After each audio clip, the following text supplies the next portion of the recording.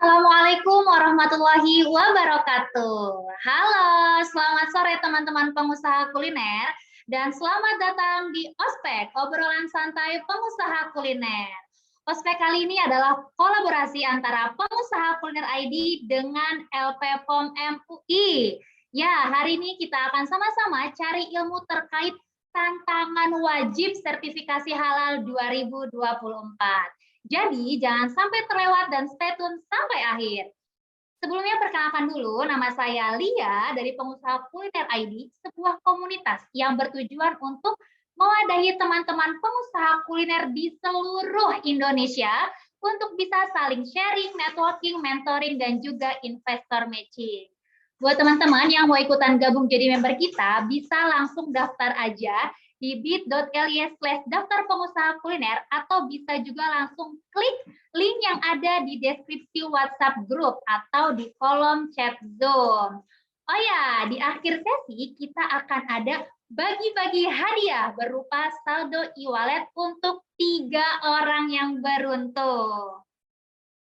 Oke lah, tak perlu berlama-lama lagi, langsung aja kita panggil narasumber kita pada sore hari ini. Ada Bu Cucu Rina Purwaningrum, selaku manajer di bidang Networking and Product Development LP POM MUI. Halo Bu Cucu. Halo Ibu, Assalamualaikum. Waalaikumsalam, apa kabar Bu? Alhamdulillah, baik. Alhamdulillah sehat ya Bu ya. Oke Bu, sebelum kita mulai saya mau tanya dulu boleh ya? Ya, boleh. Oke, Bu, apa benar nih isu terkait bisnis kuliner di Indonesia pada tahun 2024 wajib bersertifikasi halal? Terus kalau misalkan belum tersertifikasi akan mendapatkan label tidak halal. Benar nggak tuh, Bu?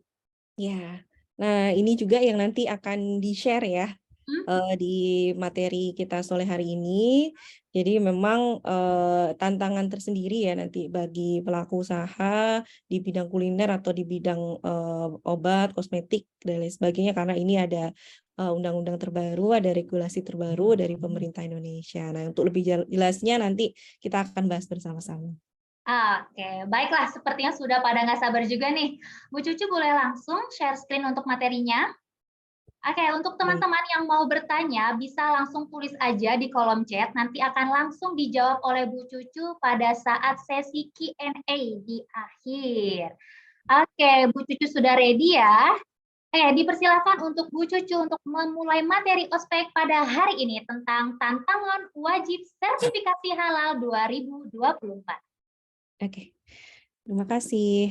Ya. Assalamualaikum warahmatullahi wabarakatuh. Ya, selamat sore bagi Bapak dan Ibu sekalian. Salam kenal. Ya, nama saya Cucu Rina Purwaningrum. Tadi sudah disebutkan. Bapak Ibu bisa panggil saya ya dengan panggilan Cucu gitu. Baik, pada kesempatan sore hari ini senang sekali saya bisa memberikan sharing terkait dengan update kondisi ya terbaru terkait dengan sertifikasi halal di Indonesia. Yang tentunya ini penting sekali. Kami senantiasa membuat program-program untuk mendiseminasikan atau mensosialisasikan terkait dengan persyaratan sertifikasi halal, kemudian regulasi halal supaya semua masyarakat, semua pelaku usaha di Indonesia ini tetap bisa mengedarkan produknya gitu ya sesuai dengan regulasi yang berlaku, dan tentunya plusnya adalah di sini bisa menjamin kehalalan produk yang dihasilkan. Baik, nah adapun topik sore hari ini ya kurang lebih kita akan berdiskusi terkait dengan tantangan wajib sertifikasi halal. Nah, kita kenapa kok sebutnya di 2024? Tadi juga sudah disinggung ya bahwa memang ini tantangan tersendiri di 2024 Bapak dan Ibu sekalian karena untuk produk pangan, kemudian juga kosmetik, pangan, kemudian juga restoran, kemudian catering. Nah, ini menurut undang-undang ya, nanti undang-undangnya juga saya akan sebutkan, ini wajib memiliki sertifikat halal. Nah, kira-kira nanti bagaimana caranya begitu ya. Kemudian kita kira-kira nanti peluangnya apa yang bisa nanti Bapak Ibu sekalian ambil begitu ya dari regulasi yang ada. Baik, nah nanti kira-kira yang akan saya sampaikan tadi ya terkait dengan regulasi ya, berarti kalau ini berbicara lebih lanjut sebenarnya apa ini apa acuannya begitu ya untuk wajib sertifikasi halal ini, kenapa saya harus wajib, kalau seandainya tidak punya sertifikat halal akan diapakan dan lain sebagainya. Tentunya ini harus siap-siap karena 2024 itu sudah sebentar lagi. Nah ini regulasinya, kemudian yang kedua, nah kalau regulasinya seperti ini, kira-kira bagaimana ya cara untuk mendapatkan sertifikat halal itu sendiri. Nanti juga akan saya sampaikan di poin kedua, yaitu persyaratan sertifikasi halal.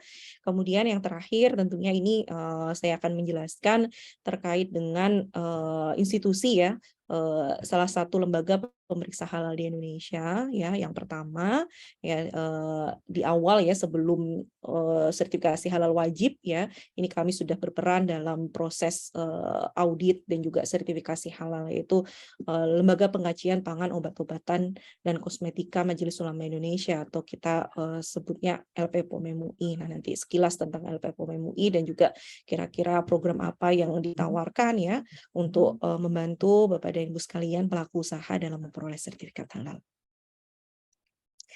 Baik, yang pertama kita bicara terlebih dahulu terkait dengan regulasi ya Bapak dan Ibu. Nah, sebenarnya ini sudah agak lama ya kalau kita hitung mundur, sekarang sudah 2023 ya. Ini ada undang-undang yang memang baru akhir 2014 diterbitkan. Ya, ini sangat concern membahas terkait halal, produk halal gitu. Kalau sebelumnya, sebelum tahun 2024 yang namanya halal itu masuk di dalam beberapa undang-undang, misalkan di dalam Undang-Undang Pangan bahwa wajib untuk mencantumkan logo halal bagi produknya yang sudah ada sertifikat halalnya begitu ya. Nah, namun di 2024 ini pemerintah kita sangat concern sekali karena pertimbangannya mayoritas di Indonesia itu penduduknya beragama Islam. Oleh karena itu di sini diterbitkan Undang-Undang Jaminan Produk Halal nomornya nomor 33 tahun 2014. Nah, beberapa isinya yang penting, poin penting yang nanti akan saya sampaikan. Yang pertama adalah ya, di sini nanti yang akan berperan ya untuk proses sertifikasi halal. Kalau sebelumnya yang berperan di proses sertifikasi halal ini hanya MUI atau Majelis Ulama Indonesia ya, Bapak dan Ibu sekalian, sebelum 2014 ya. Oh, maaf ini salah. Sebentar. Ya, di sini ya. Di sini Majelis Ulama Indonesia yang ditunjuk ya waktu itu di tahun 1989 begitu ya oleh pemerintah untuk menangani isu halal. Kemudian mulai tahun 1994 mulai diterbitkan sertifikat halal. Nah, dalam hal sertifikasi halal di sini Majelis Ulama Indonesia membentuk satu lembaga ya tentunya di bawah koordinasi MUI. Ya, kita sebutnya adalah LPPOM MUI. Tugasnya adalah melakukan audit begitu ya, yang isinya memang ahli pangan, kemudian industri dan lain sebagainya, di audit ya, penelusuran ke lapangan benar tidak bahan-bahan yang digunakan halal dan lain sebagainya. Nah, setelah semuanya dipastikan oke, kemudian dari LPPOM MUI akan melaporkan Komisi Fatwa MUI, kemudian nanti dikeluarkan atau diterbitkan sertifikat halal. Itu periode sebelum Undang-Undang Jaminan Produk Halal diterbitkan. Nah, sekarang setelah diterbitkan yang Undang-Undang Jaminan Produk Halal, kemudian ada satu badan ya di bawah Kementerian Agama namanya BPJPH atau Badan Penyelenggara Jaminan Produk Halal yang di sini berperan ya di dalam penyelenggaraan jaminan produk halal. Jadi artinya fungsi controlling, fungsi regulator ya. Ini semua nanti di BPJPH termasuk penerbitan sertifikat halal. Jadi tidak di MUI lagi tetapi ke BPJPH Bapak dan Ibu. Nah, kalau kita rangkum berarti nanti proses sertifikasi halal akan melibatkan BPJPH, kemudian lembaga yang melakukan audit ya. Salah satunya adalah LPPOM MUI ya. Saya sekarang ada di LPPOM MUI begitu ya. Kemudian tetap juga melibatkan MUI untuk penetapan status kehalalan produk begitu ya Bapak dan Ibu. Baik. Ini poin yang pertama ya yang ada di dalam undang-undang tersebut yang penting begitu ya.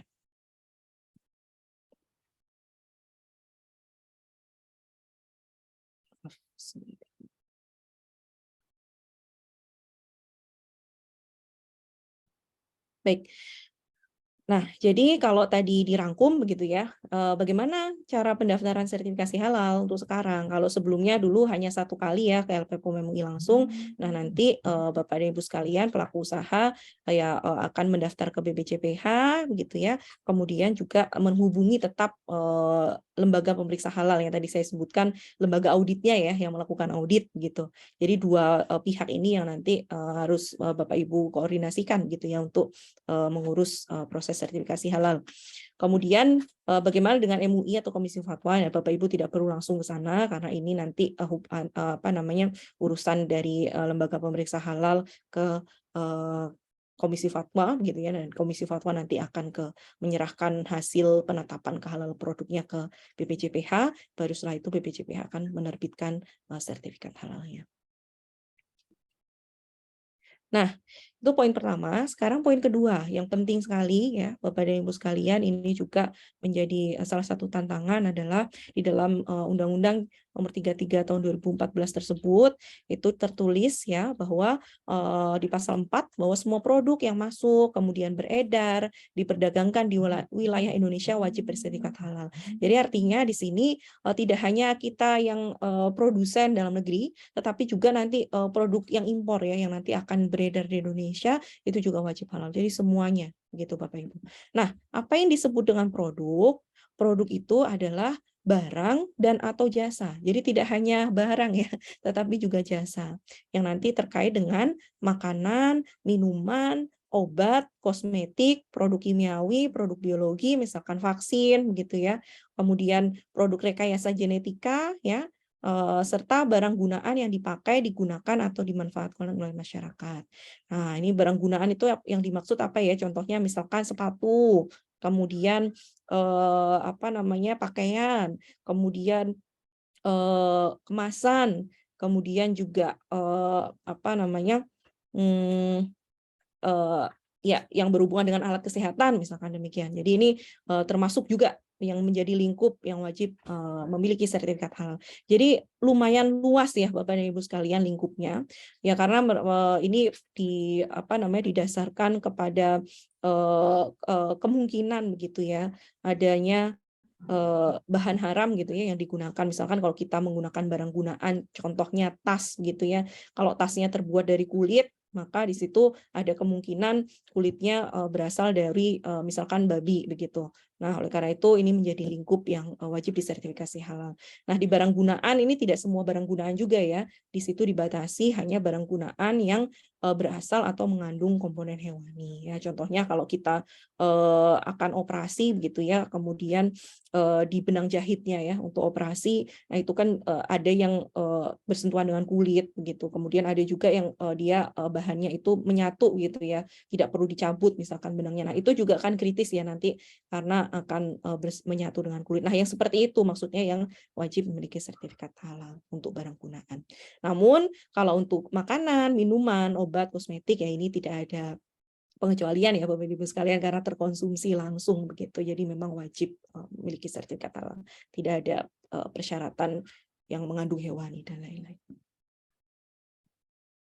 Nah, sekarang kita berbicara Bapak Ibu, kalau tadi wajib memiliki sertifikat halal gitu ya.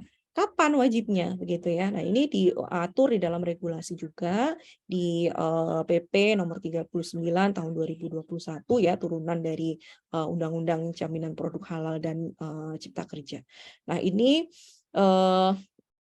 apa namanya tahap pertama itu dimulai dari produk makanan dan minuman terlebih dahulu. Karena ini memang yang paling istilahnya paling mudah ya, paling siap terlebih dahulu. Kenapa? Karena yang sertifikasi halal sudah mulai ya dari tahun tadi 1994 dan banyaknya memang makanan dan minuman.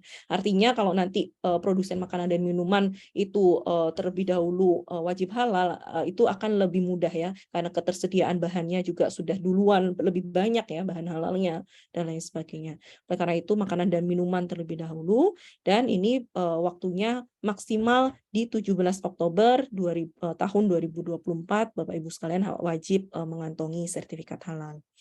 Nah, kemudian disusul dengan barang gunaan ya, barang gunaan misalkan tas kulit, sepatu kulit gitu ya, kemasan, kemudian juga apa ya tadi saya sampaikan misalkan ya barang gunaan lain lah ya, misalkan aksesoris dan lain sebagainya. Kemudian juga obat tradisional dan suplemen juga sama di tahun 2026. Nah, kosmetik ya Bapak Ibu, misalkan kalau produksi kosmetik gitu juga sama di 2026 maksimal ya, ini maksimal ya Bapak Ibu, produk kimiawi dan produk rekayasa genetika. Kemudian disusul dengan produk-produk yang lain ya. Obat masih lumayan lama begitu timeline-nya. Karena memang sebagian besar ya mayoritas itu bahan-bahan untuk obat itu impor dan memang perlu waktu begitu ya untuk memastikan atau memintakan dokumen kehalalan atau memastikan kehalalan dari bahan yang digunakan. Baik, nah alur proses sertifikasi halalnya seperti apa? Kurang lebih Bapak dan Ibu kalau tadi kita berbicara terkait regulasi. Nah, kurang lebih ada 2 jalur ya. Yang pertama adalah jalur reguler ya. Nanti dilakukan audit atau pemeriksaan ya oleh LPH. Kemudian yang kedua adalah di sini ya, yang kedua adalah jalur self declare. Self declare itu nanti yang beda hanyalah nanti pemeriksaannya dilakukan oleh pendamping begitu ya, lembaga pendamping. Nah, kemudian flow-nya ini sama persis ya. Jadi kalau jalur reguler adalah tetap sama permohonan ke BPJPH lewat aplikasi BPJPH namanya Si Halal. Kemudian kalau reguler berarti nanti Bapak Ibu sekalian juga harus menghubungi untuk koordinasi lah ya istilahnya dengan LPH ya, menyerahkan dokumen-dokumen untuk keperluan audit atau pemeriksaan. Kemudian proses audit atau pemeriksaan ini dilakukan oleh LPH. Kalau ada ketidaksesuaian yang harus diperbaiki ya Bapak Ibu misalkan mengganti bahan atau fasilitasnya ya terkontaminasi gitu karena dapurnya jadi satu dengan dengan dapur pribadi dan itu tidak bisa menjamin tidak bebas babi misalkan seperti itu. Nah, kalau begitu ini perlu ada perbaikan terlebih dahulu. Nanti biasanya dari LPH dari POM MUI akan menginformasikan begitu ya apa saja yang harus diperbaiki. Baik, nah setelah semuanya diperbaiki oleh Bapak Ibu sekalian selaku pelaku usaha, maka langkah selanjutnya adalah laporan akan disampaikan ke MUI ya, Komisi Fatwa MUI. Nanti Komisi Fatwa MUI akan memutuskan status kehalalan produknya oleh ulama. Nah, kalau sudah diputuskan status kehalalan produknya, maka sertifikat halal bisa diterbitkan oleh BPJPH. Itu jalur reguler. Bagaimana dengan yang self declare? Kalau self declare kurang lebih sama, hanya fungsi ini dilakukan oleh lembaga pendamping dan juga self declare ini bedanya adalah Bapak Ibu sekalian hanya berlaku untuk UMK ya, usaha mikro kecil. Mikro kecilnya dilihat dari mana? Dilihat dari skala usaha yang ada di NIB Bapak Ibu. Kalau Bapak Ibu masuknya mikro kecil, berarti itu termasuk yang bisa mengikuti self declare. Nah, selain itu dilihat juga dari kompleksitas produk yang dihasilkan gitu ya kalau untuk self declare, dan juga kita akan verifikasi apakah benar mikro kecil atau tidak dari jumlah tenaga kerjanya gitu. Jadi pokoknya yang bisa ikut self declare adalah yang skalanya mikro kecil berdasarkan NIB, jumlah tenaga kerja dan kompleksitas produk.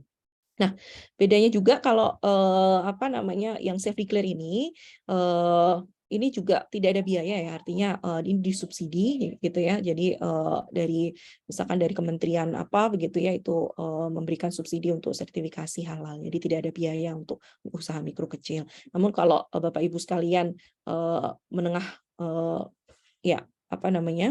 menengah besar, maka di sini nanti permohonannya adalah melalui jalur reguler dan dikenakan biaya. Gitu. Baik, nah kira-kira apa saja ya persyaratan ya yang Bapak Ibu harus siapkan ya, ini terutama dokumen-dokumen ya untuk pendaftaran sertifikasi halal. Ini saya akan bahas untuk jalur reguler ya, karena memang kami menangani selama ini adalah jalur reguler. Yang pertama tentunya Bapak Ibu harus memiliki NIB ya, nomor induk perusahaan. Nah, sekarang sudah gampang sekali mengurusnya begitu ya. Nah, ini berbasis resiko karena nanti pendaftarannya itu langsung akan terkonek di OSS. Kemudian juga Bapak Ibu harus memiliki penyelia halal. Nah, penyelia halal itu seseorang yang beragama Islam ya, Bapak Ibu. Boleh Bapak Ibu selaku pemilik atau nanti pegawai yang beragama Islam. Atau misalnya kalau tidak ada berarti bisa misalkan Ya kalau biasanya sih ada ya Bapak dan Ibu sekalian. Nah kalau tidak ada biasanya ini mikro kecil ya yang di Indonesia Timur contohnya. Nah itu bisa pendampingnya ya selaku penyelia halal. Nah ini kemudian nanti disiapkan dokumen-dokumen untuk penyelia halal, KTP, daftar riwayat hidup, kemudian penyelia halal ini juga harus sudah mengikuti pelatihan ya terkait sistem jaminan produk halal. Minimal ikut pelatihan atau mendapatkan sertifikat kompetensi ya dari sebagai penyelia halal ya dari BNSP. Ada 2 cara yang bisa diambil. Kemudian Bapak Ibu juga siapkan nama dan jenis produknya, apa saja produk-produk yang akan didaftarkan dan diproduksi di mana ya, alamatnya disebutkan. Kemudian bahan-bahan yang digunakan apa saja ya, mulai bahan baku, bahan tambahan, bahan penolong, mohon maaf ini kurang lengkap. Ada juga bahan kemasan ya Bapak Ibu sekalian, kalau menggunakan kemasan primer itu juga masuk. Kalau Bapak Ibu juga menggunakan sanitizer, kemudian sabun ya untuk cuci peralatan, itu juga harus dimasukkan di dalam daftar bahan ini. Kemudian proses pengolahan produk ya Bapak Ibu sekalian harus menyiapkan semacam diagram alur proses ya dalam membuat produk yang dihasilkan. Dan yang terakhir ini yang paling penting adalah dokumen sistem jaminan produk halal ya. Apa saja yang Bapak Ibu siapkan di sini adalah manual ya, manual sistem jaminan produk halal. Dan kalau Bapak Ibu usahanya besar ya mungkin manual saja tidak cukup ya, kan terlalu umum. Bapak Ibu bisa siapkan juga SOP-SOP untuk pekerjaan sehari-hari gitu. Tapi kalau Bapak Ibu masih skalanya kecil gitu ya untuk aktivitasnya, maka ya cukup dengan manual ini saja yang disiapkan. Baik. Nah, ini ya, jadi terkait tadi dokumen-dokumen yang harus siapkan dari LPPOM MUI kami sudah menyiapkan format-formatnya ya Bapak Ibu sekalian. Jadi tenang saja nanti ketika Bapak Ibu sekalian mau mengajukan sertifikasi halal silakan diskusikan dengan kami dan kami akan ya apa namanya memberikan apa namanya format-format yang kiranya Bapak Ibu nanti harus isi. Nah, ini contohnya ya, Bapak dan Ibu. Contoh yang pertama itu dokumen terkait sistem jaminan produk halal ya. Ini contoh manual sistem jaminan produk halal ya. Ini covernya, isinya adalah mencakup 5 kriteria sistem jaminan produk halal, mencerminkan bisnis proses perusahaan terpisah dari manual sistem lainnya. Jadi kalau nanti UMK ya, ini manualnya biasanya kami sediakan template ya. Jadi Bapak Ibu sekalian tinggal mengisi saja, mengisi-ngisi saja ya, tidak perlu membuat dari awal gitu ya. Namun kalau perusahaannya menengah besar yang biasanya memang sudah kompleks ya, ada departemen-departemen sendiri, kemudian aktivitasnya juga apa namanya sudah kompleks ya, ada pembelian sendiri, ada produksi sendiri, R&D sendiri dan lain sebagainya. Nah, itu biasanya tidak sesuai kalau menggunakan manual SJPH template. Makanya perusahaan-perusahaan besar biasanya membuat manual SJH sendiri ya dari awal disesuaikan dengan bisnis proses atau kondisi di perusahaan. Baik, ini yang kedua ya, tadi proses produk halal tadi Bapak dan Ibu sekalian, itu contoh ya Bapak Ibu bisa menyiapkan diagram alur proses seperti ini. Misalkan Bapak Ibu itu produknya ini apa ya, ini apa egg yolk powder gitu, apa tepung tepung telur begitu ya, tepung putih telur contohnya demikian ya.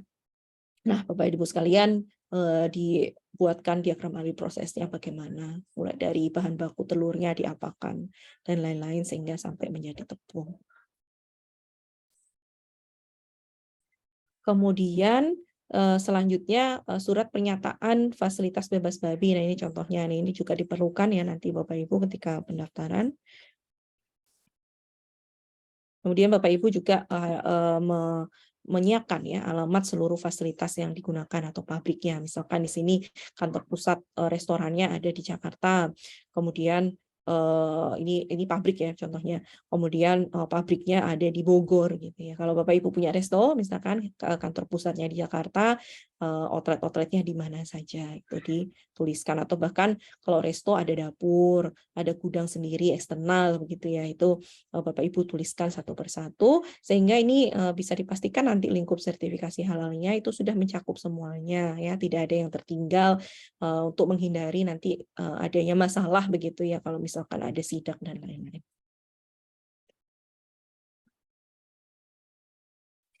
Nah, ini contoh selanjutnya ya Bapak Ibu yang harus siapkan adalah daftar bahan ya.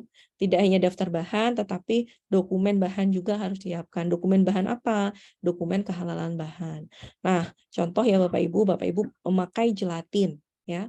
Gelatin ini produsennya siapa ya, dituliskan. Misalkan Global Capsule gitu ya. Kemudian Bapak Ibu pakai minyak bunga matahari ya. Di sini dituliskan produsennya, kemudian pakai gula, produsennya siapa, pakai minyak goreng, mereknya apa saja, dari produsen mana. Nah, itu Bapak Ibu tuliskan. Ini gunanya ya untuk sebagai panduan Bapak Ibu ya. Karena kalau nanti Bapak Ibu misalkan ganti minyak gitu ya, tetapi kok minyaknya nggak ada di sini, ya itu perlu dilakukan semacam verifikasi dulu atau pemeriksaan, benar tidak minyak yang baru akan saya beli adalah yang halal gitu ya. Sebisa mungkin adalah menggunakan daftar bahan yang Bapak Ibu sudah sampaikan di awal. Tapi kalau seandainya tidak bisa harus ganti, maka Bapak Ibu harus mengikuti aturan yang di SJPH tadi. Kalau ganti pastikan bahan barunya ada di dalam atau terdaftar di dalam database produk halal gitu ya. Kalau seandainya tidak ada ya ganti yang lain yang ada begitu. Misalkan minyak goreng, Bapak Ibu mau pakai merek A, ternyata di website BPJPH tidak ada nih merek A, berarti kan nggak jelas ya status halalnya, berarti jangan dibeli. Berarti nanti ganti yang ada di website BPJPH. Di website BPJPH contohnya ada merek B, ya udah berarti gantinya merek B gitu ya. Itu penting sekali Bapak Ibu, halal itu yang utama adalah di bahan ini atau kontrol penggunaan bahan ini. Baik. Nah, ini yang selanjutnya Bapak Ibu juga harus melakukan penerapan ya atau menjalankan sistem jaminan produk halal. Tidak hanya ditulis, tapi juga di tempat Bapak Ibu harus ada penerapan. Misalkan kebijakan halal yang sudah dibuat ya di dalam manual tadi ditempel ya di area produksi. Kemudian nanti dilakukan audit internal, ada penyelia halal tadi itu melakukan audit internal minimal sekali dalam setahun ya Bapak Ibu, karena ini penting sekali ya. Kemudian training ya, itu pelatihan juga penting untuk siapa ya, tentunya untuk penyelia halalnya, untuk pemiliknya, untuk karyawan-karyawan yang nanti akan bertugas melakukan pembelian, melakukan produksi dan lain sebagainya.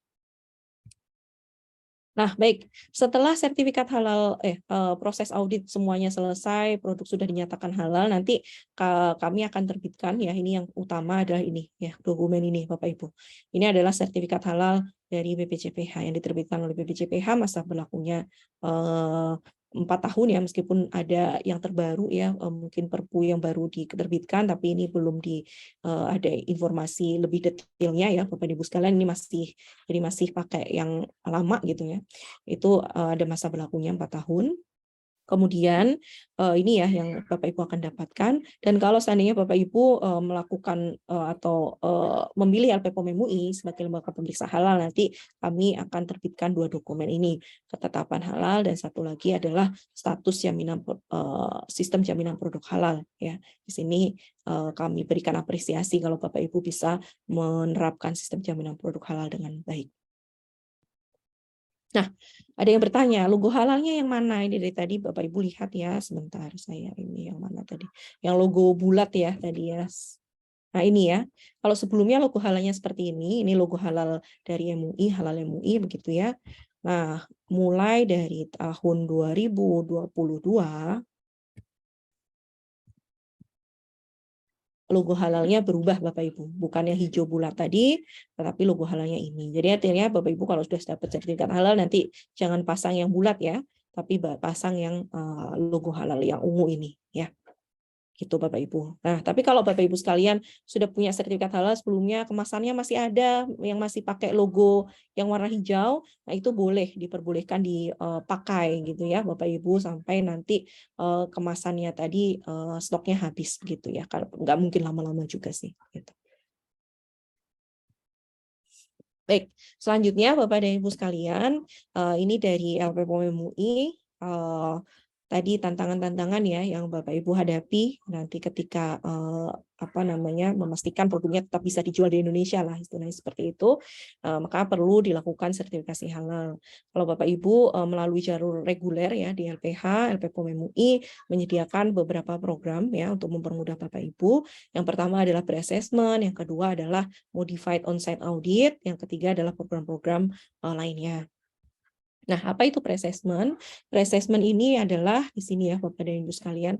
Jadi Bapak Ibu biasanya nanti bingung misalkan ya ini syaratnya apa, dokumennya seperti apa dan lain sebagainya. Nah, di LPPOM MUI kami memberikan layanan pre-assessment ini yaitu pertama bimbingan teknis ya khususnya bagi UMK gitu ya. Kemudian selain bimbingan teknis juga ada analisis gap. Jadi di awal kami akan audit terlebih dahulu lah. Nah, untuk menilai ini kurangnya apa saja. Jadi sebelum pendaftaran, Bapak Ibu sekalian sudah tahu kurangnya apa saja, dan kemudian Bapak Ibu bisa melengkapi terlebih dahulu, baru setelah itu pendaftaran dapat dilakukan.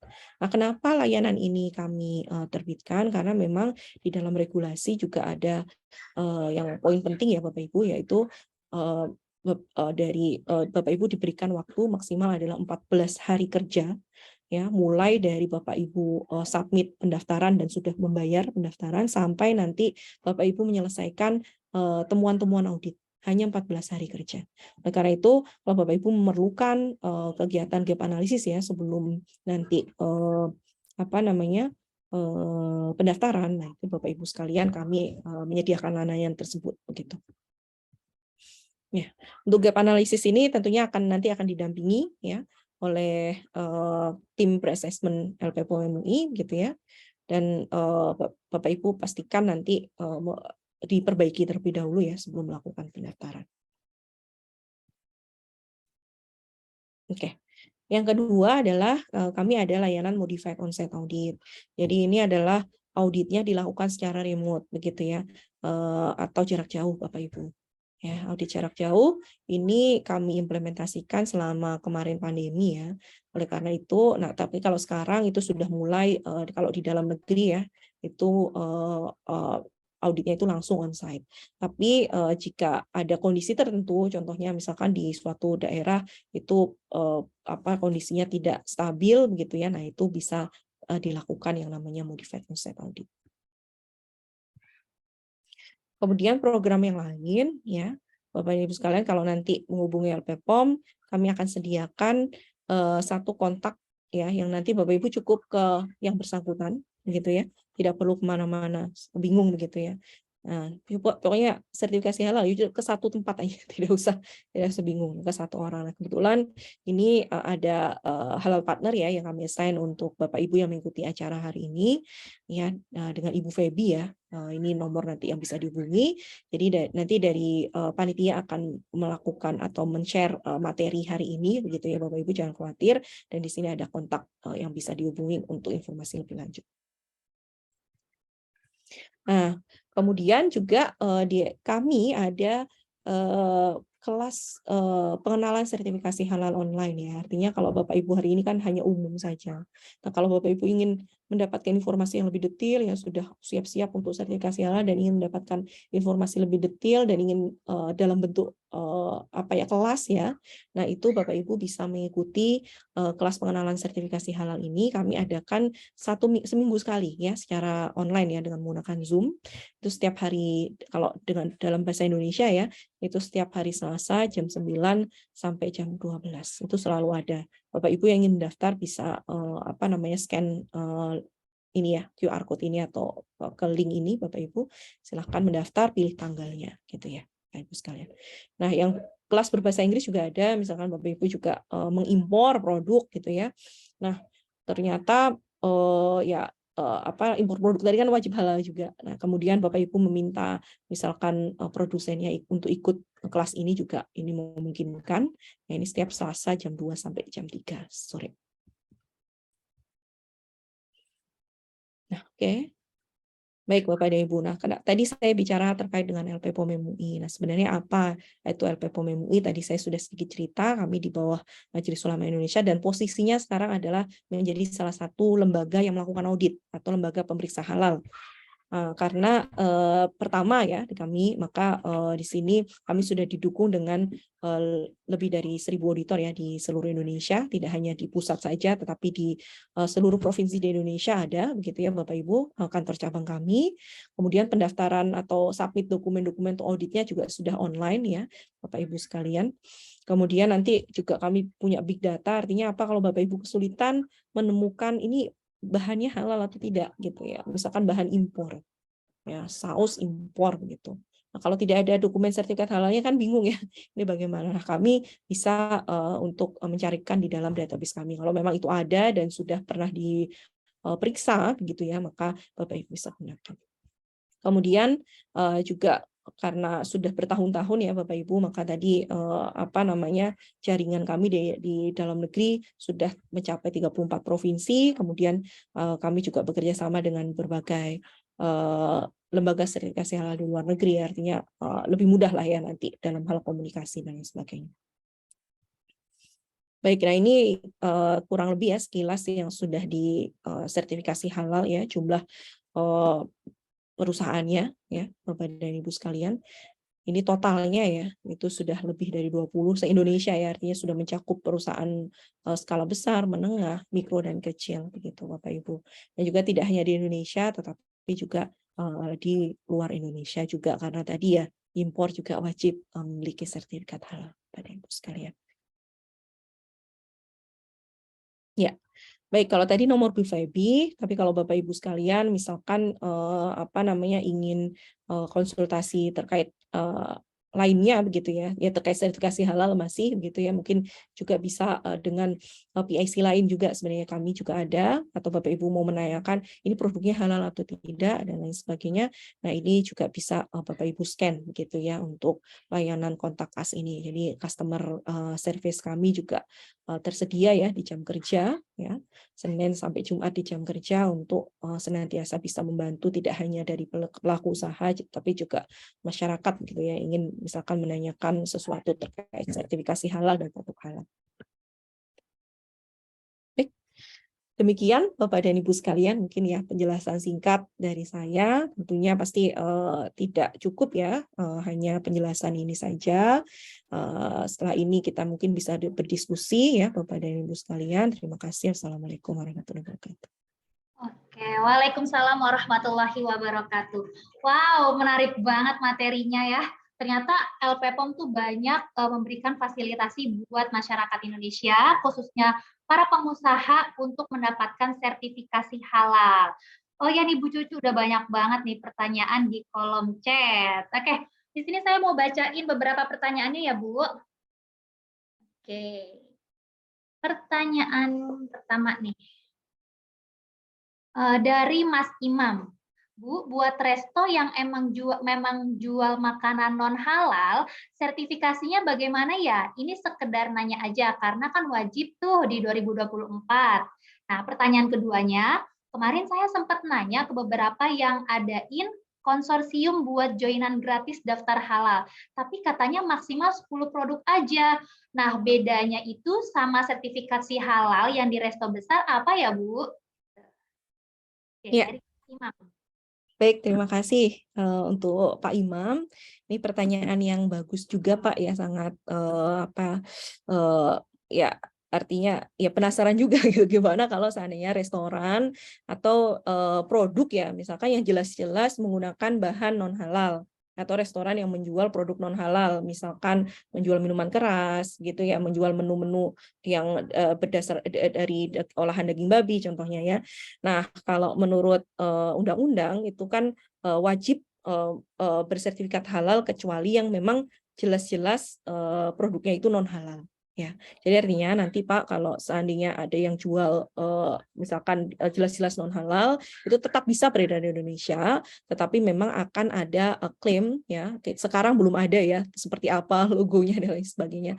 Dan klaim di situ adalah produknya adalah produk non halal. Jadi memang sangat jelas sekali ya tujuannya adalah di 2024 untuk pangan itu hanya ada 2 jenis produk, yang satu halal, satu non halal. Tidak ada yang di tengah-tengah begitu, Pak. Oke, Tetap. berarti nggak ada yang abu-abu nanti rencananya di tahun 2024. Halal, tidak halal. Gitu ya, Bu ya? Betul, Bu. Oke. Kemudian pertanyaan kedua, saya lanjutkan. Nah, ini konsorsium. Baik, Bapak. Tadi saya jelaskan bahwa proses sertifikasi halal itu ada 2 jalur ya, yang reguler dan self declare. Self declare itu artinya Bapak Ibu gratis, tidak perlu membayar begitu ya. Kemudian ini dilakukan oleh pendamping ya. Ya, tetap ada institusi ya begitu yang untuk mendampingi. Outputnya tetap sama ya. Tetapi ini hanya bisa diikuti oleh UMK ya, usaha mikro kecil. Kemudian dilihat dari tadi ya saya sampaikan NIB dan juga jumlah tenaga kerja dan kompleksitas produk. Nah, yang dinamakan fasilitasi tadi itu juga masuk di dalam kategori self declare. Meskipun sekarang kondisinya yang reguler pun kadang-kadang ada yang memberikan fasilitasi, misalkan dari kementerian begitu ya, dari BUMN contohnya ya memberikan sumbangsih begitu ya untuk sertifikasi halal gratis. Nah, seperti itu memungkinkan dilakukan di jalur reguler. Artinya kalau di jalur reguler nanti kerjasamanya dengan LPH ya, misalkan dengan LP POM. Nah, nanti LP POM akan mencari gitu ya binaan-binaan LP POM yang memang masuk kategori yang bisa difasilitasi BUMN tadi. Dan itu juga gratis ya. Bapak Ibu pokoknya nggak usah bingung jalurnya yang mana gitu ya. Kalau nanti ada fasilitasi gratis ya Bapak Ibu bisa ikuti saja khususnya yang UMK. Tapi kalau perusahaannya skala usaha di NIB-nya itu sudah menengah dan besar, tidak bisa ikut fasilitasi baik yang jalur reguler maupun jalur yang sertifikat. Ya. Oke, ada sedikit bocor ya, maaf ya Bu. Oke Bu, sudah terjawab. Tadi juga ya ada kesimpulannya kalau misalnya prosesnya itu ada 2, reguler dan ada UMK ya. Kalau misalnya UMK kan diberikan subsidi oleh pemerintah, seperti itu ya Bu ya. Nah kalau misalkan nanti kita mau mendaftarkan melalui jalur reguler, biasanya itu biayanya berapa ya Bu? Oke, ini pertanyaan selanjutnya ya, biaya untuk reguler. Nah, biaya Bapak dan Ibu sekalian itu sudah ditetapkan juga oleh BPJPH ya, regulator melalui keputusan Kepala BPJPH nomor 141 tahun 2021. Nah, biaya terdiri dari 2 komponen. Yang pertama adalah biaya untuk BPJPH ya, untuk pendaftaran dan penerbitan sertifikat BPJPH dan juga komisi fatwa di dalam situ. Dan yang kedua adalah biaya auditnya ya, atau biaya pemeriksaan oleh LPH. Nah, kalau biaya ini mungkin saya tunjukkan ya Bu ya, supaya nggak bingung. Boleh Bu. Oke, nah ini juga tergantung skala usahanya gitu. Kalau jalur reguler Bapak Ibu masuk mikro kecil, maka nanti biaya ke BPJPH-nya sendiri adalah di angka 3 juta per permohonan. Nah, kalau untuk LPH untuk pemeriksaan kehalalan produk ya, konsumsi, akomodasi, transportasi dan administrasi di LPH itu totalnya di angka 6 juta per pabrik gitu ya Bapak Ibu. Nah, kemudian kalau restoran bagaimana? Karena restoran itu fasilitasnya lebih banyak ya. Contohnya punya 1 kantor pusat, 1 dapur, kemudian di sini 6 outlet ya, Bapak dan Ibu sekalian. Nah, itu biayanya untuk pemeriksaannya adalah 12 juta. Jadi totalnya adalah kalau produk pangan itu di 6.300.000, produk restoran itu di 12.300.000. Nah, kalau menengah dan besar bagaimana? Menengah juga ada biaya berbeda ya. Berbedanya adalah di sini di biaya BPJPH-nya Bapak dan Ibu sekalian. BPJPH itu nanti untuk menengah mengenakan biaya 5 juta per permohonan. Ini belum termasuk biaya audit ya di LPH. Nah, biaya audit di LPH juga sudah ditetapkan oleh BPJPH ya. Yang ditetapkan adalah berapa banyak harinya ya, hari auditnya ditetapkan oleh BPJPH dan juga per hari itu kira-kira biayanya berapa. Ini sudah ditetapkan juga. Nah, untuk industri pengolahan ya, 1 pabrik itu 2 hari atau 2 mendes kita bilangnya lah ya. 2 mendes. Nah, 1 mendesnya itu di 6 juta 900 sekian lah, saya lupa. Nah, kira-kira gitu dikali 2 berarti di angka 14.619 gitu ya. Nah, ini salah, maaf. Ini salah. Ini harusnya sama ya, 14.619. Nah, kalau skalanya besar, maka biaya auditnya sama ya dengan menengah, hanya yang beda adalah biaya untuk ke BPJPH. Nah, ini semua kurang lebih ya biaya-biaya yang nanti harus dipersiapkan Bapak dan Ibu sekalian, dan ini sudah diatur di dalam keputusan Kepala BPJPH begitu. Nah, bagaimana dengan LPH ya, kami mengikuti apa yang ditetapkan gitu Bapak dan Ibu sekalian. Oke, berarti tergantung ya skala usahanya kecil, menengah, atau besar. Jadi intinya ada pembiayaan pendaftaran dan biaya audit. Seperti itu ya, Bu? Ya, betul Bu. Oke. Pertanyaan selanjutnya nih Bu Cucu. Oke ya, kalau dari Mas Saiful, izin bertanya untuk logo halal berlaku untuk turunannya atau dilihat dan didaftarkan sesuai SKU produk yang kita produksi. Contoh seperti ini, minuman kemasan botol terdiri dari 12 item. Apakah didaftarkan 12-nya atau cuma satu saja? Dikarenakan perbedaan hanya di perasa atau warna saja. Seperti itu, Bu. Oke, baik, ini juga bagus ya. Ketika mendaftar nanti bagaimana Bapak Ibu. Nah, itu di halal itu tergantung apakah bahan yang digunakan itu variannya ya. Variannya itu sama atau tidak. Contoh minuman botol. Kalau ada rasa stroberi, rasa anggur, rasa jeruk, nah itu masing-masing harus didaftarkan. Tapi kalau hanya berbeda gramasi, misalkan yang rasa anggur ada beberapa varian ukuran gitu. Kemudian ada varian kemasannya juga. Nah, itu tidak perlu, cukup satu saja. Jadi selama itu variannya ya bisa dilihat dari rasanya, bisa dilihat dari komposisinya ya masih sama, ya itu cukup satu didaftarkan. Ya, tapi kalau udah berbeda, misalnya flavornya berbeda, warnanya berbeda, nah itu harus didaftarkan sendiri. Oke, jelas berarti ya. Makasih nih Bu Cucu. Lanjut nih, ada pertanyaan selanjutnya dari Mas Cesar. Bu, apakah UMK yang skala kecil cukup memiliki sertifikasi halal dengan self-declare saja atau perlu sertifikasi halal dengan jalur yang reguler juga? Nah, itu untuk pertanyaan pertama.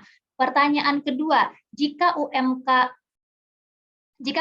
skala kecil sudah memiliki sertifikasi self-declare dan bukan termasuk skala UMK kecil, apakah perlu mengurus sertifikasi halal dengan jalur reguler? Oh, pertanyaannya sama. Mohon maaf, Bu.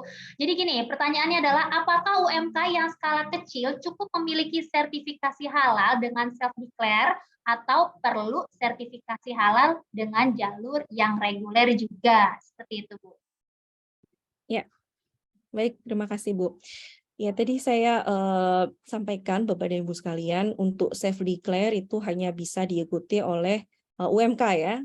Nah, artinya kalau UMK memang terverifikasi ya, artinya kan tidak hanya satu indikator saja ya, misalkan dari NIB skalanya mikro atau kecil, tapi juga kita lihat dari kompleksitas produknya, kemudian jumlah tenaga kerjanya. Kalau memang terverifikasi itu tetap masuk UMK, ya bisa mengikuti self declare. Jadi tidak perlu lagi mengurus reguler begitu Bapak dan Ibu sekalian. Oke. Bu, ini ada nih dari Mas M. Fajar. Mohon izin apakah boleh bicara langsung? Boleh, silahkan. Boleh, on cam juga boleh Mas Fajar. Silahkan. Boleh langsung bertanya ke Bu Cucu.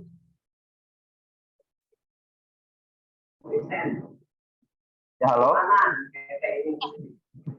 Halo. Selamat sore. Ya, perkenalkan Bu, saya Fajar. Kebetulan ada rencana ini Bu, cuman saya sebenarnya ini nggak ada produknya. Jadi saya kerja sama-sama supplier, masih UMKM juga, home industry. Nah kira-kira Bu, nanti nggak akan saya langsung yang ngurus ya, mungkin yang ngurus nanti untuk legalitas ini supplier saja. Nah kira-kira nanti yang dipersiapkannya Bu, nanti untuk ke suppliernya itu apa aja? Dari mungkin, ya kan saya rencananya mau usaha cemilan gitu Bu. Tapi nanti ngesupnya ke supplier saya, jadi saya nggak terima jadi aja. Mungkin saya nanti bisa kasih gambaran ke suppliernya untuk detailnya apa aja ya Bu ya.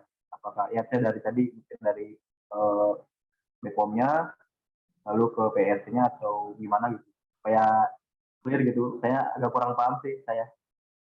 Mungkin itu aja, terima kasih. Oke, terima kasih Mas Fajar pertanyaannya. Boleh langsung dijawab, Bu Cucu? Oke, baik Pak Fajar. Kalau saya tidak salah ya, tangkap ini berarti Bapak memiliki beberapa supplier ya, dan ingin menjelaskan bagaimana proses sertifikasi halal ke supplier, gitu ya Bapak ya. Oke, Ya betul, nah Bu. betul ya Pak ya. Baik. Betul. Iya, begini Pak, sebenarnya ini karena kita hari ini sifatnya adalah pengenalan ya, ya pengenalan sertifikasi halal tidak secara detail ini syaratnya apa dan lain sebagainya. Nah itu kita juga bisa lanjutkan ya, persyaratannya pun juga kan tadi sekilas ya, artinya flow-nya saja diinikan. Tapi kalau sudah punya planning ya dalam waktu dekat mau sertifikasi halal dan ingin tahu lebih detail apa saja yang harus disiapkan ya, tahapan-tahapannya secara detail dan lain sebagainya, kita bisa arrange lagi ya Pak Fajar, nanti bisa kontak saya juga bisa share nomor saya di chat ini atau Bu Feby tadi ya yang sudah ada di slide, kita bisa atur lagi gitu ya, mungkin untuk jadwalkan pemberian informasi lebih detail ke supplier-supplier tadi Pak Fajar. Gitu ya Pak ya. Oke, jadi nanti bisa langsung dijelaskan oleh Bu Cucu ataupun Bu Feby ya terkait apa aja nih prosesnya. Oke, makasih nih. Bu, masih ada pertanyaan banyak ya? Oke, di sini ada dari Mas Ferdiansyah. Apabila produk kami sudah memiliki sertifikasi halal, namun dalam perjalanan proses usaha saya menambah produk, apakah dikenakan biaya atas penambahan produk tersebut?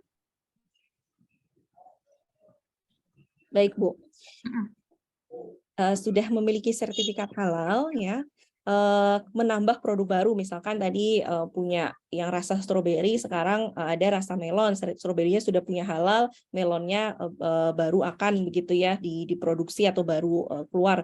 Nah itu caranya adalah melakukan registrasi tersendiri begitu ya Pak ya, namanya registrasi pengembangan. Nah di pengembangan itu juga dikenakan biaya, hanya saja biayanya tidak full sebesar biaya awal begitu. Jadi ada penyesuaian lah ya begitu karena memang auditnya nanti hanya audit dokumen saja. Oke, berarti ada biaya tapi tidak full. Ya. Oke. Ada pertanyaan selanjutnya dari Mas Vincent. Bu, untuk restoran yang menunya 100 sampai 200 item, biaya sertifikasinya apakah tetap sama? Terus bagaimana kalau resto ada penambahan menu baru, apakah perlu diajukan sertifikasi halal setiap ada penambahan menu? Seperti itu, Bu. Ya, baik. Yang pertama, biaya sertifikasi untuk resto itu memang tergantung dengan berapa banyak jumlah outletnya. Kemudian juga berapa banyak jumlah menunya. Nah, kurang lebih untuk kelipatan ya jumlah menu di 100 gitu ya. Kalau 0 sampai 100 itu biayanya masih sama. Mau 1 mau 99 sama begitu ya. Tapi kalau sudah di kelipatan 100 misalkan 120 itu akan ada penambahan 1 mendes. Nah, 1 mendesnya sendiri itu di angka tadi saya cerita ya 3.900.000 sekian lah, hampir 4 juta begitu tambahannya. Nanti kalau Bapak nambah lagi jadi 200 ya itu ya pokoknya kelipatan 100 itu yang menjadi ini pertama. Kemudian yang kedua adalah berapa banyak jumlah outletnya. Nah, outlet itu juga Bapak Ibu sekalian khusus di LP POM MUI kami untuk restoran itu sistem auditnya adalah sampling karena kalau restoran itu umumnya kan diatur oleh pusat begitu ya. Hanya 30% dari jumlah outlet yang dimiliki begitu ya Bapak. Jadi artinya kalau nanti Bapak punya 100 outlet, itu yang akan diaudit atau dikunjungi itu hanya 30-nya. Begitu.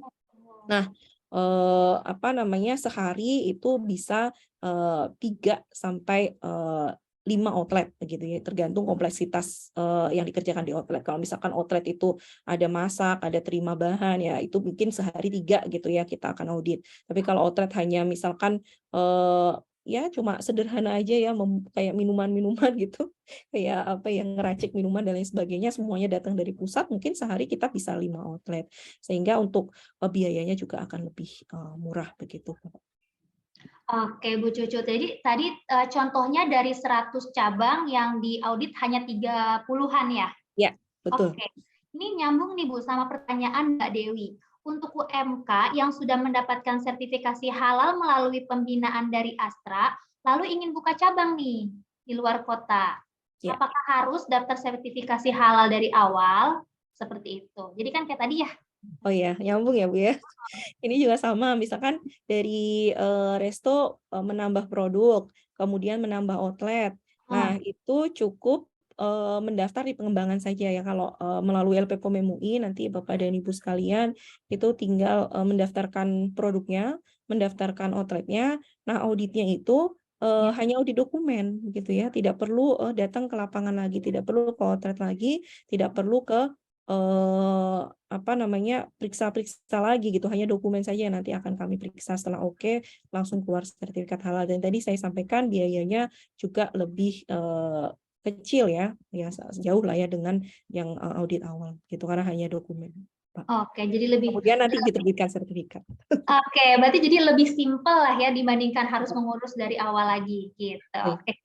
Ya, cukup sudah Q&A kita pada sore hari ini. Banyak banget pertanyaannya. Dan untuk teman-teman yang hadir sore ini, materi akan kita kirimkan di grup. Kita juga akan berikan link. Oh ya, di chat Zoom juga sudah ada.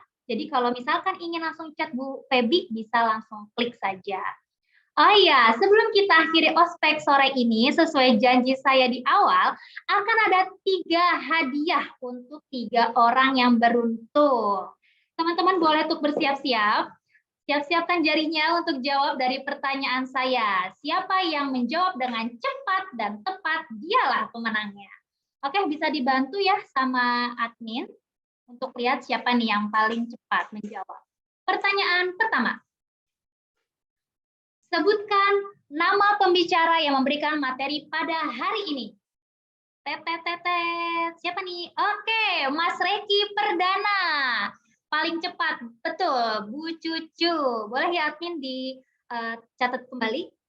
Mas Reki Perdana. Selamat kepada Mas Reki Perdana untuk menjadi pemenang kita pada hari ini. Pemenang pertama. Selanjutnya, pertanyaan kedua. Siap-siap ya. Oke, pertanyaannya nggak susah. Oke, tadi Bu Cucu sempat membicarakan, jadi cukup jawab iya atau tidak.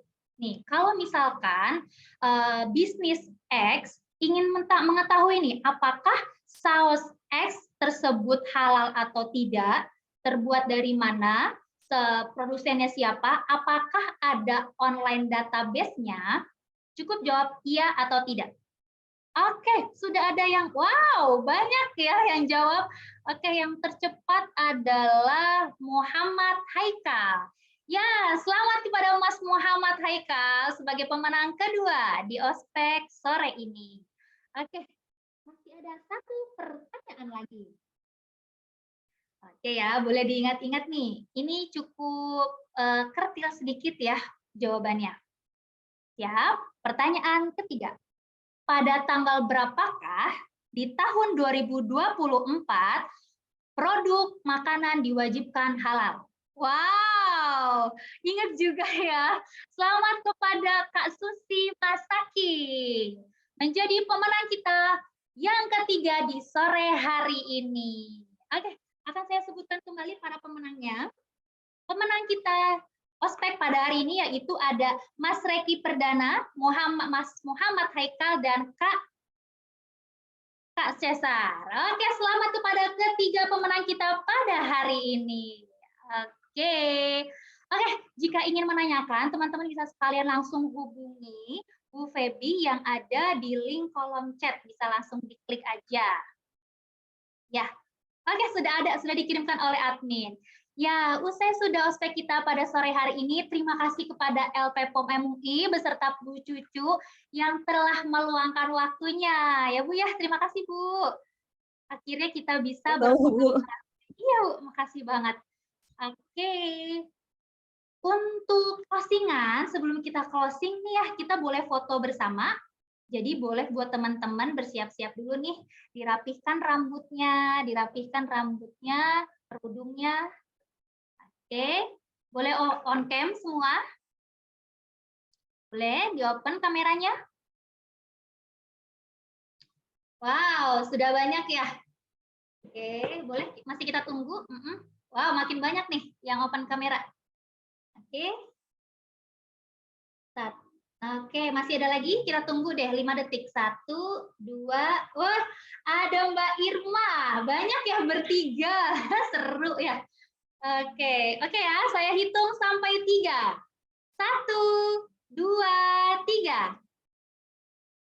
Oke, sekali lagi kita kasih jempol. Boleh? Oke, saya hitung sampai 3 juga ya. 1, 2, 3. Oke, sebelum closing kita sudah foto dan saya juga mau ngasih tahu nih ke teman-teman kalau kita akan ada kopdar pada minggu depan di tanggal 15 Januari 2023 di Saung Bangker, Jakarta Barat. Jadi buat teman-teman yang pengen tahu nih, oh ya materinya tentang menjaga standarisasi produk dan pelayanan dengan menerapkan SOP, program training dan evaluasi yang tepat. Jadi buat teman-teman yang mau nambah ilmu bisa langsung aja daftar di bit.ly/kopdarpkid. Oke. Sekali lagi saya ucapkan terima kasih kepada Bu Cucu, kepada teman-teman yang hadir pada sore hari ini. Akhir kata, wassalamualaikum warahmatullahi wabarakatuh. See you next time.